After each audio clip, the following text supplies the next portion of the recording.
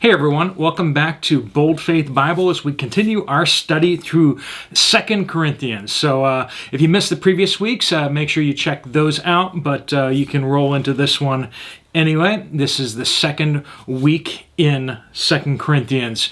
A lot of awesome things that Paul has to say to the church in Corinth. They're kind of messed up, sort of like all of us, but they're trying to follow the Lord. And Paul's going to kind of give them a good hard knock upside the head to get them back on course. So let's dive in to 2 Corinthians. Before we do, let's just have a quick word of prayer. Lord God, I pray that you would open our eyes to what you have to teach us, that you would help us to hear your voice through your word, that we would know you, and that we would have the strength to obey the things that we see commanded in here. Lord, we pray all these things in Jesus' powerful name. Amen. All right, so we are in 2 Corinthians chapter 1, starting in verse 12 here. Let me read through this first little section here, and then we will start discussing. Verse 12. Indeed, this is our boast, the testimony of our conscience, is that we have conducted ourselves in the world, and especially toward you, with godly sincerity and purity, not by human wisdom, but by God's grace. For we are writing nothing to you other than what you can read and also understand. I hope you will understand completely, just as you have partially understood us, that we are your reason for pride, just as you are also ours in the day of our Lord Jesus. So Paul's going to be talking a little bit here about pride. And pride's a bad thing, right? I mean, we're not supposed to be proud. And yet he's talking about boasting and pride. There is an ungodly pride. There is an ungodly boasting. But the Bible also talks about godly boasting. It says that he who boasts, let him boast of this, that he knows and understands me, says God. God tells you, if you're going to boast, make sure you boast about the right things. And we mostly are boasting about the wrong things. We're boasting about ourselves. Look how great I am. But here we're going to see that Paul is saying, you are our boast. What God has done in you through us is what we are boasting about, is what we are excited about. We are not moved by how smart we are or how amazing we are. We haven't tricked everybody into believing that we are something that we're not, but rather God has used us in his great wisdom and mercy and grace, and we can be proud. We can be proud that we were obedient. Let our pride be in Christ. Indeed, this is our boast, the testimony of our conscience. His conscience is that they were not abusing their rights. They did not come with the gospel to the Corinthians and then kind of, try to do this get-rich scheme, Let them hear the gospel and their lives are changed, and then, let's see how much money we can get out of them. And a lot of people are doing that today. They're trying to get as much money or pride or prestige as they can out of their ministry or their work. And yet, Paul did not make use of that. As he said, godly sincerity and purity, not by human wisdom, but by God's grace. He did not try to convince people with his own wisdom, right? But rather, it was the miracles that God was doing through him that convinced people of the truth of what he was saying. When somebody comes by and starts healing people one after the next, that's pretty amazing, right? But Paul wasn't this amazing person, but rather he was speaking and representing God. And as he was being obedient and being able to be used by God, that's where the power was coming from. If Paul was not walking with the Lord, he would not be able to do these things, right? How many times do we see people saying this about Jesus? Well, if he wasn't righteous, well, then how could he do these things? And there's the truth to that. It's not so much just what you say. Sometimes we get a little too focused on saying all the right doctrinal things, but yet we don't have any actual power. God is not endorsing us. He is withholding his endorsement from us, even though we say all the right things, but he can see into our hearts to see how corrupt and how selfish we are. Paul said, with godly sincerity, what you saw on the outside was what we were on the inside. And that was our boast, was that we didn't lie to you. We just said, this is who we are. This is what God has done. This is what we've seen him do. And this is what he will do for you. For we are writing, verse 13, we are writing nothing to you other than what you can read and also understand. There's no secret meaning here. There's no, you don't have to get your Ouija board out to kind of figure out what's going on here. You don't need your decoder rings. What Paul's writing is just straight out the truth. You understand, and I hope you understand completely, he says. Just as you have partially understood us, that's kind of a knock. He brought them the gospel, but then later he's telling them the truth. Remember, this is the fourth letter that he's written to the Corinthians. And they keep questioning him. They keep questioning his credentials, or questioning, is he really an apostle? And why should we listen to an apostle when we can listen to a super apostle, right? And it's just absurd.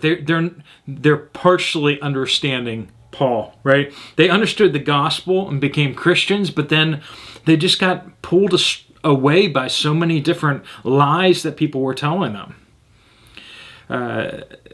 That we are your reason for pride. Paul's not there trying to take something away from them. He's actually there to bless them, to give them, to help them be guided in the right direction of how they should walk as Christians. Right? And he's not trying to take away from them. Now we have this passage here in verses 15 through 18. Let me read that to you real fast, and then we'll just kind of give you an idea of what he's talking about. But try to track with it. Verse 15. Because of this confidence, I plan to come to you first, so that you could have a second benefit, and to visit you on my way to Macedonia, and then come to you again from Macedonia and be helped on you on my journey to Judea. So he's going to go up, and then he's going to come back. And he's going to see them twice. Now, when I planned this, was I of two minds? Or what I plan, do I plan in a purely human way, so as to say yes, yes, and no, no, at the same time? As God is faithful, our message to you is not yes and no. For the Son of God, Jesus Christ, whom we proclaim among you, Silvanus, Timothy, and I, did not become yes and no. On the contrary, in him it is always yes. What's going on here? He said, I'm going to come by you and visit you on my way out, and then when I come back, I'm going to visit you again on my way back. But then, after he told them that, plans changed. And, he was wrong. He lied. That's what a lot of these guys are saying. He lied to us. What he said is not true. Well, then, if he doesn't know the future, well, then, we don't know the future. We're all humans. God knows the future, but we don't. And God's plans are often hidden from us. There's different side missions that we need to go on occasionally. God's saying go this direction, but he doesn't actually mean get there, because he knows that things are going to happen before we get to that. And God knows everything, but we certainly do not. He was not breaking his word. He was not changing his mind. He was just following the Holy Spirit in the direction that he was supposed to go. And then he got told to go a different direction. So that's what he did. We need to always follow God's work, but it is God's work. Verse 19, for the Son of God, Jesus Christ, whom we proclaimed among you. And who are the people that proclaimed? Silvanus, Timothy, and I did not become yes and no. On the contrary, in him it is always yes. God's word doesn't change just because people make mistakes. If your faith relies on people not messing up, your faith is really not in God, it's in people.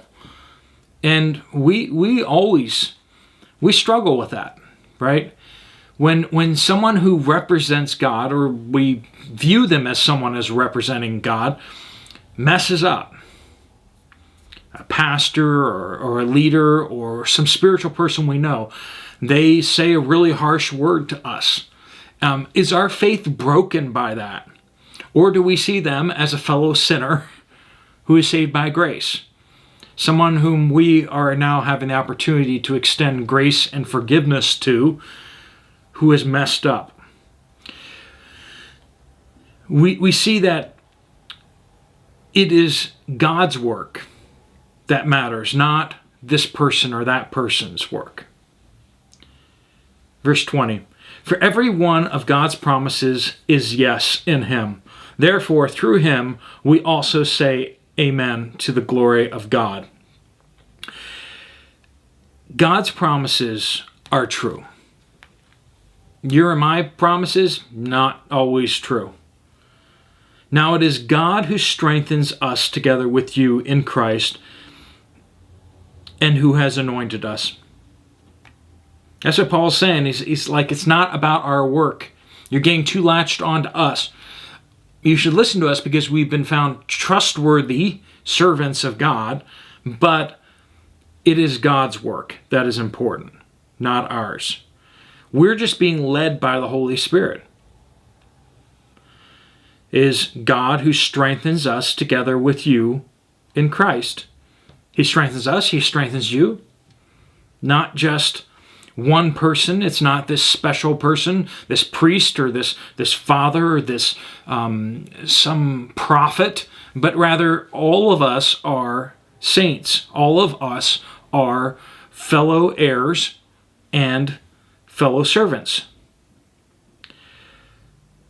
He has also put His seal, verse 22, on us and given us the Spirit in our hearts as a down payment.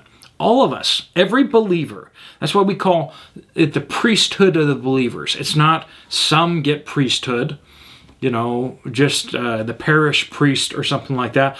But all believers are priests who are intermediaries between God and people. The people that we represent, which is everyone on earth. Verse 23, I call on God as a witness on my life, that it was to spare you that I did not come to Corinth. I did not mean that we lorded over your faith, but we are workers with you for your joy, because you stand firm in your faith. Yeah, not only did plans change, but then he didn't go out of his way to go visit them. Why? Because he was hearing such horrible things about what was going on there. He didn't want to come and use his presence to kind of force everyone back in line. So he sent them a letter, sent them another letter to speak truth to them, but without trying to twist their arms and force them to obey. God doesn't force us to obey. He gives us His word, right? We all can see it. We can all read it. The question is, will you choose to obey it or not? If you do, it is by faith. It is your choice. Now, if someone puts a gun to your head and says, you will do these things, well, then it's not a choice anymore, really. I mean, it's like die or do what they say. God doesn't do that to us for good reason. And we shouldn't do that to other people either. Sometimes it's we don't give people enough freedom to either surprise us or disappoint us. We don't want them to disappoint us, so we just try to control them. And that's what Paul did not do. He chose not to go there and lord it over them. He could have gone there and did a bunch of miracles and forced everyone back in line and put all those false teachers to shame. But instead, he wrote Holy Spirit-inspired letters to them, which we are still benefiting from thousands of years later, because he took the humble approach. He wanted to correct, but he wanted their repentance to be genuine, not faked because they're afraid and because peer pressure suddenly changed. We have so much to learn from him and how we interact with others, and we have so much to learn about what it means to be a servant of God. Thank you so much for watching today. If you have time for some other Bible studies, you want to check them out, I have a couple playlists right here on the screen for you. You can check those out. Otherwise, I will see you later. God bless you all.